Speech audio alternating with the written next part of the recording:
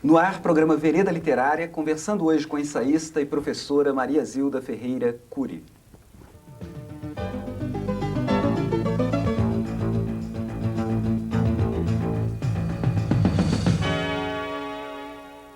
Maria Zilda Ferreira Cury nasceu em São Paulo, é mestre em literatura brasileira pela UFMG e doutora também em literatura brasileira pela USP.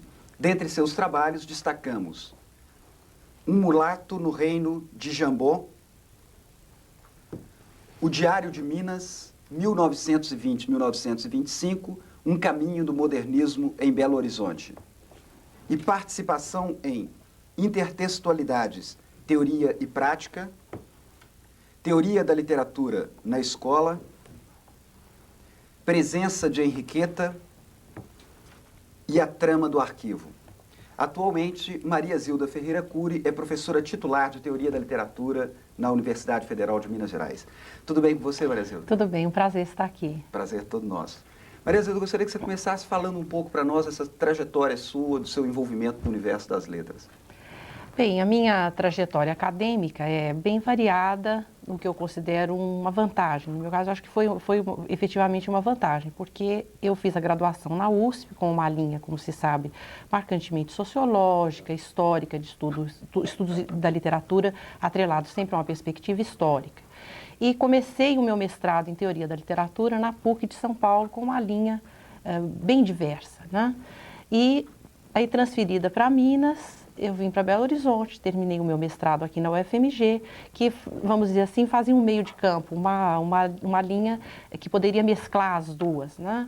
E com isso, eu acho que esse começo da minha vida acadêmica, né, já na pós-graduação, deu uma marca especial ao meu trabalho. Talvez a minha linha mais fiel seja mesmo da relação da literatura com a história, da literatura com o contexto social, mas, na verdade, sem desprezar, então, o que seria a especificidade do literário, a especificidade do trabalho com o discurso, né, com a linguagem. Bom, você tem um trabalho voltado também para a questão dos arquivos, né? Gostaria que você falasse um pouco sobre ele. Eu comecei este trabalho já com a temática da minha tese de doutorado, que foi uma pesquisa em periódicos, né, da década de 20, procurando captar a produção literária do jovem grupo modernista mineiro, que à época não tinha nenhuma publicação em livro, mas que já tinha uma produção bastante intensa, bastante ativa nos jornais da Belo Horizonte da década de 20. Então, o grupo formado por Drummond, João Alfonso, Emílio Moura, Pedro Nava, e então eu fiz esse levantamento de arquivo, né, no jornal Diário de Minas, e foi aí que eu comecei, então, esta linha que eu acho que é uma linha marcante na meu trabalho de pesquisadora, né, que é a pesquisa com periódicos e com a imprensa em geral, né.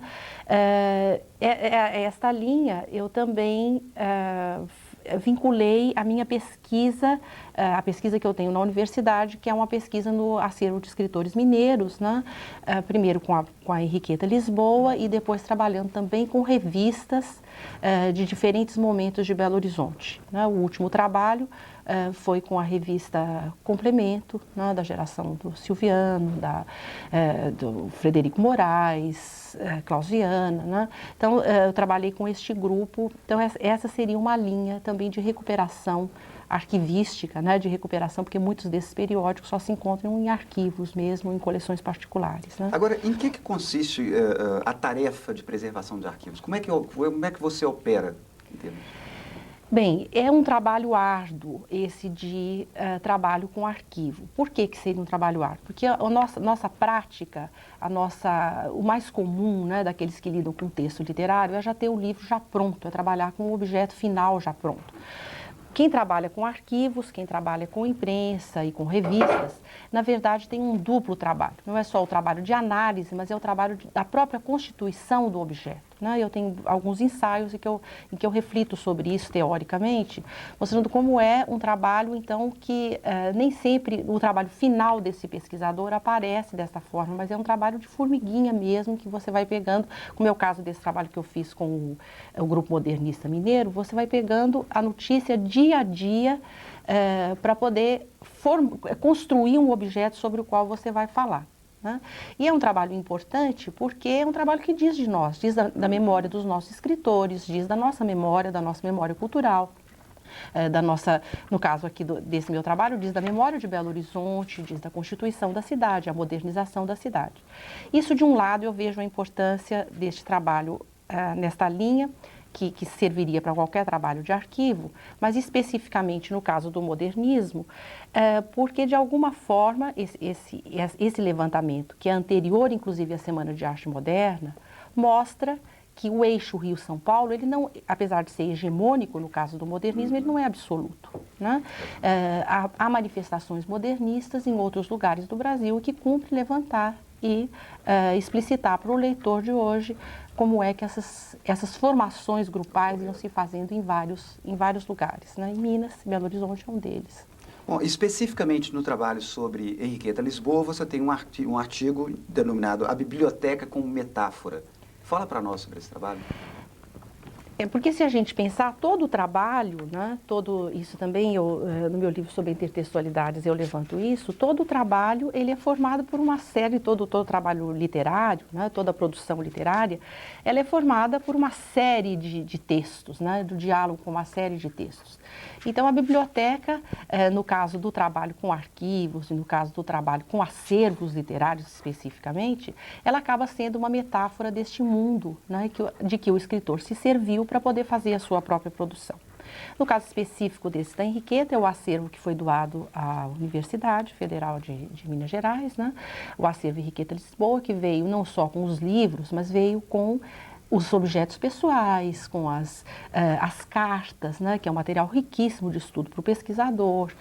Esse projeto é coordenado pelo professor Wander Miranda, né? E é um projeto que visa justamente preservar essa memória dos escritores mineiros. Então, a biblioteca é uma metáfora desse mundo amplo que é a produção literária. Porque, teoricamente, até há bem pouco tempo, se considerava como um valor, né, maior na análise da literatura, o texto. O texto é que deveria brilhar. Hoje, com a valorização do polo de leitura, há uma porção de outras coisas que são valorizadas, que só aparentemente são extraliterárias. Por exemplo, a questão das cartas, da marginalia, aquilo que um autor escreve, as anotações que ele escreve, né, nos livros, ou aquilo que o Barthes, de uma forma tão bonita, chamou de biografemas, né, são os pequenos detalhes que constituem uma biografia poética de um escritor ou de um ficcionista ou de um intelectual, né? As cartas, que são de uma importância, no caso da Henriqueta, uma importância muito grande, porque ela se correspondeu com os mais importantes nomes da intelectualidade do período, né? E nas cartas as pessoas se abrem mais, muitas vezes, né? Como o próprio Mário vai dizer numa carta para Henriqueta, o Mário de Andrade, ele vai dizer, com você eu me abro, né? Eu sou que nem pobre que quer levantar a piedade do passante, né? Então mostra as feridas, né? Então é sintomático de que a biblioteca então seria, a biblioteca no sentido de acervo, né? Ela seria este mundo a quem a gente pode recorrer para poder lançar luzes sobre a produção. Quer dizer, integra dos escritores. Integra a própria produção literária.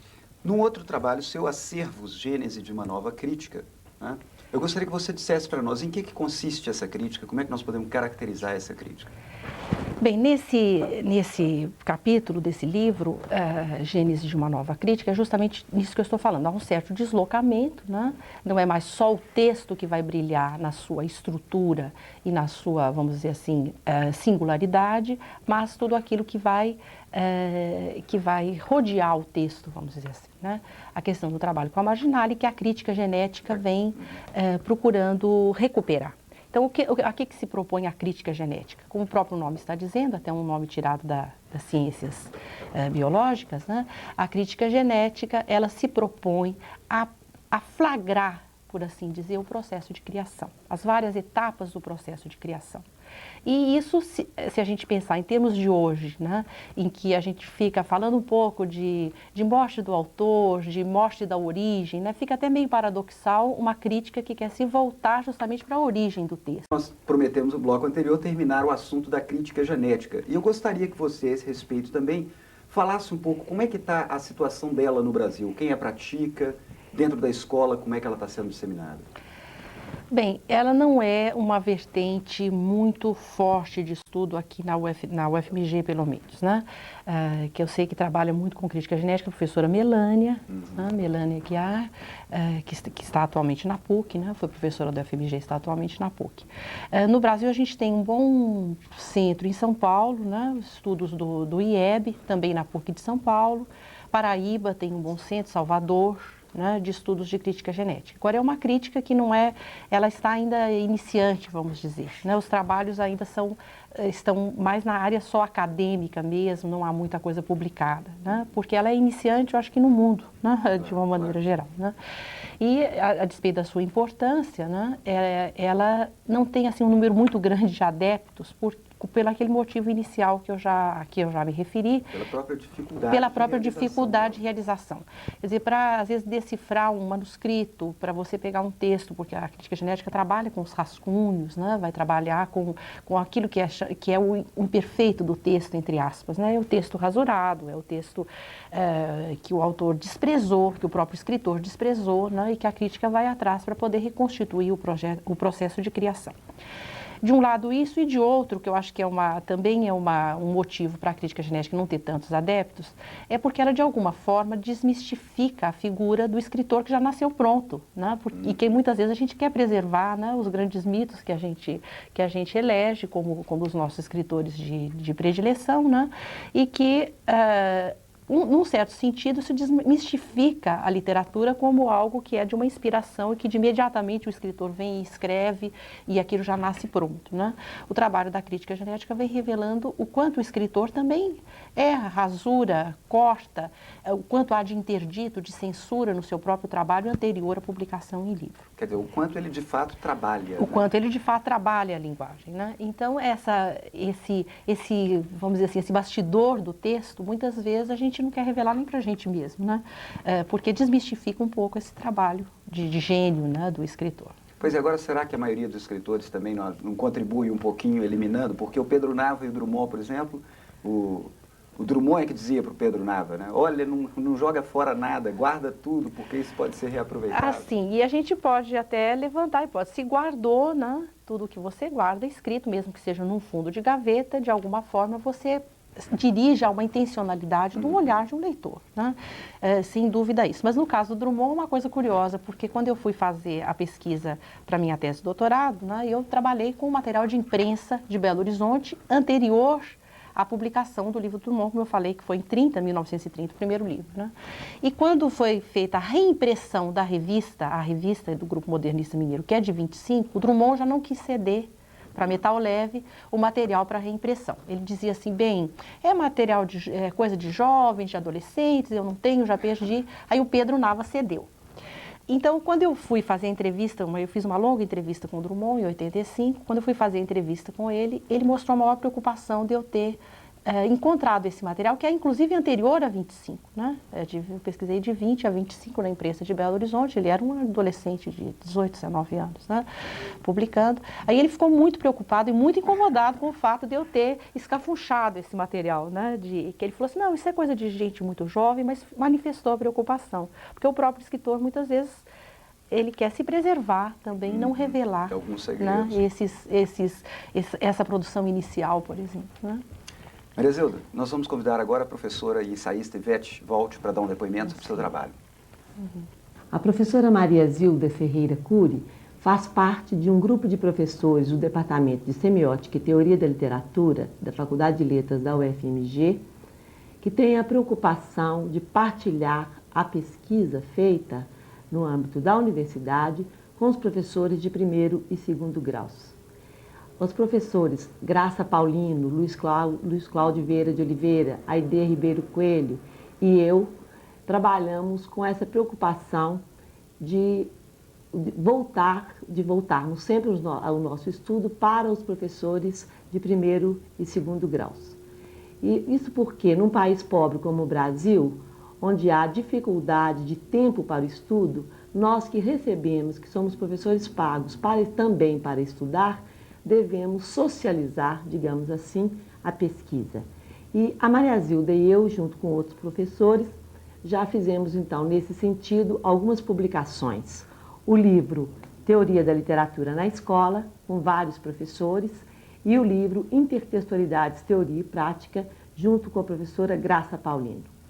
Proximamente deve sair o livro Textos sobre Textos, um estudo sobre a metalinguagem, em que há sempre essa preocupação de partilhar o conhecimento que nós adquirimos com os nossos colegas de primeiro e segundo graus. Pois bem, Maria Zilda, já se criticou muito a universidade em termos dessas chamadas ilhas de competência, em que os especialistas em nível de pós-graduação conversavam cada vez menos com a sociedade em geral. Como é que você vê esse processo de socialização do conhecimento hoje? Bem, acho que você está levantando um aspecto que de fato é procedente, né? E a própria Ivete falou, né? A Ivete que tem sido minha parceira nessas publicações voltadas para os professores de primeiro e segundo graus, né? De fato, a universidade talvez tenha uma tendência a se encapsular, né, numa pesquisa que gera conhecimento, naturalmente, né, conhecimento novo, mas que talvez deixe um pouco em segundo plano essa questão de uma socialização de um conhecimento já adquirido, já pesquisado e, sobretudo, de um conhecimento já burilado na sala de aula, dominado na sala de aula. Então, isso faz com que muitas vezes a gente despreze e considere como menor, né, essa parte da socialização do conhecimento, que é essa ponte que a gente pode fazer e que deve fazer, que é uma das funções da universidade, com o segundo grau, né? Isso é uma das linhas em que eu também invisto, né, academicamente, que é com essas publicações voltadas para este público específico, com uma linguagem adequada, né, ao professor e, sobretudo, com o trabalho vamos dizer assim, com o texto literário que é reproduzido nesses livros, né, porque muitas vezes o professor de segundo ou de primeiro grau não tem acesso aos livros, né? Então, essa preocupação a gente teve, a Ivete é uma das minhas de coautoras, né, desses livros, a gente está para lançar um, como ela própria levantou, com essa preocupação de, num país como o nosso, a gente que está numa universidade pública, né, recebendo dinheiro público, tem que explicitar, né, de alguma forma, essa socialização do conhecimento. Eu não digo que a universidade deva se voltar só para isso, né? Mas é uma das pontes importantes que a universidade não pode relegar, né? Okay. Maria Zilda, retomando o bloco anterior, o assunto da socialização do conhecimento nos seus trabalhos Teoria da Literatura na Escola, Intertextualidades, Teoria e Prática, e o próximo que já está saindo, que é Metalinguagem. Gostaria que você falasse para nós um pouco de cada um desses trabalhos e por que a escolha desses temas, Ipar. Bem, este primeiro, né, Teoria da Literatura na Escola, como o próprio nome está dizendo, é um trabalho voltado para segundo grau, para, de alguma forma, socializar um pouco os conceitos da teoria da literatura, conceitos mais espinhosos, como historiografia literária, como intertextualidade, narrativa, enfim, vários conceitos, e que a gente, então, busca, com a linguagem, eu digo a gente, porque é um trabalho conjunto, né, dos professores do departamento que eu faço parte, e que a gente, então, procura passar isso para o professor. O meu texto aqui é sobre historiografia literária. Né? Então, a gente, como trabalhar a historiografia, como trabalhar os gêneros literários. Então, é esse o intuito dessas publicações. O Intertextualidades, Teoria e Prática, também, como o próprio título está dizendo, é tentar ver o diálogo entre os textos. E texto tomado no sentido amplo, não só o texto no sentido estrito de palavra escrita, mas o texto como uma produção cultural, né? No sentido alargado, como a produção humana, que não é isolada, mas que dialoga, né, nas suas diferentes partes, dialoga entre si. Então, esse trabalho foi também um livro conjunto com a Graça Paulino e a Ivete Walt, e meu, né? Um trabalho com este intuito de facultar ao professor de segundo grau um acesso aos textos e um acesso a uma atualização teórica. Esse é o intuito desses trabalhos. E o trabalho metalinguagem? O trabalho de metalinguagem que está para sair, que é um livro meu e da Ivete, em conjunto com a Ivete Waldt, que é a minha companheira nessas produções, né? E com quem eu tenho aprendido muito, cuja experiência eu tenho me servido muito também.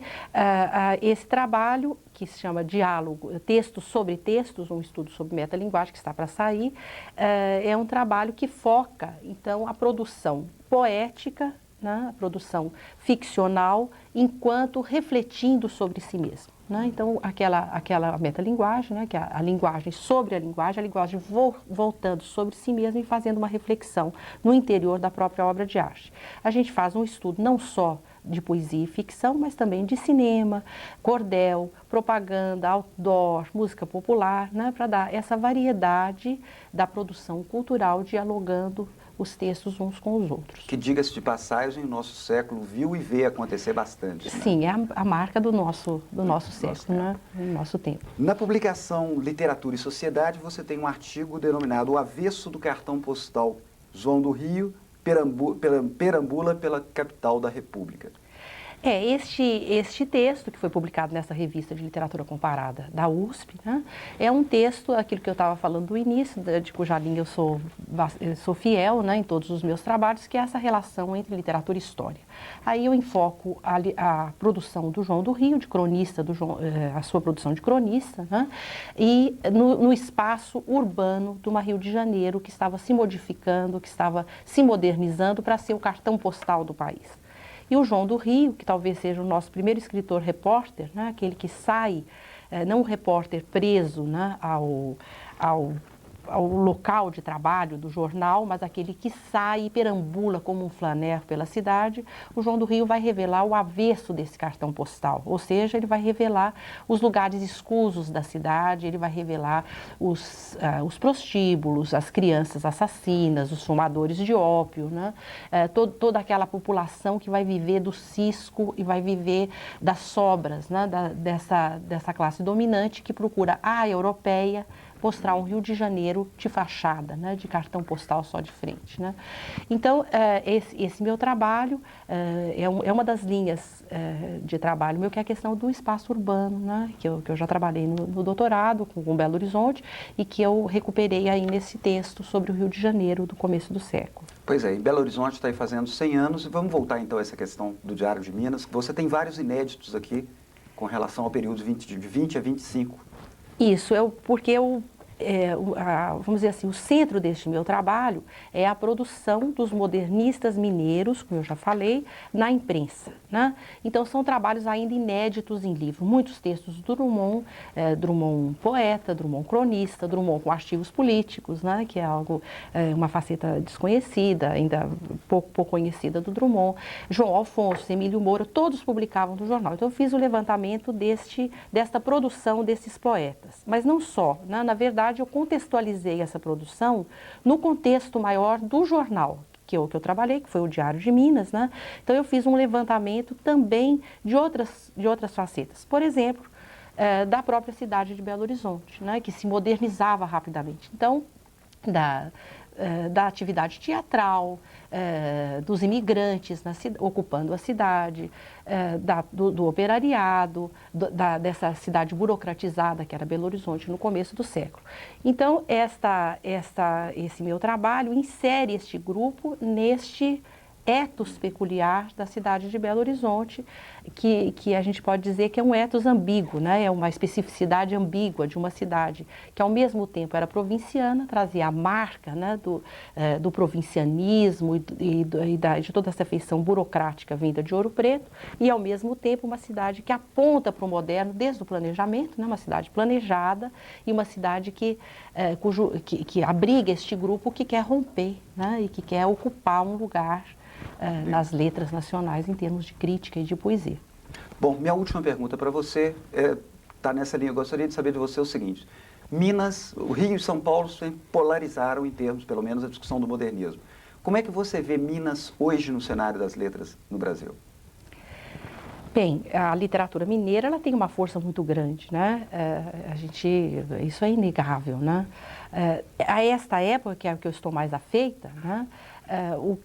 O estudo desta época do modernismo, ela ele foi muito marcado por essa polarização. O eixo Rio-São Paulo é o que valia para o estudo do modernismo. E esses estudos, quer dizer, o meu é uma pedrinha aí nessa construção, né? Esses estudos que recuperam o modernismo, né, em vários lugares, eles mostram que há uma feição um pouco diferente. Ou seja, a cidade de Belo Horizonte e os grupos literários que ocupavam o país em vários outros lugares, eles estão antenados para um processo de modernização. Porque não bastaria vir um grupo de São Paulo, do Rio, lançar uma ideia se aqui não tivesse um solo propício para que isso se desse. E digo mais, há uma produção que já aponta para essa modernização antes do contato de um grupo desses grupos com os grupos de São Paulo e Rio.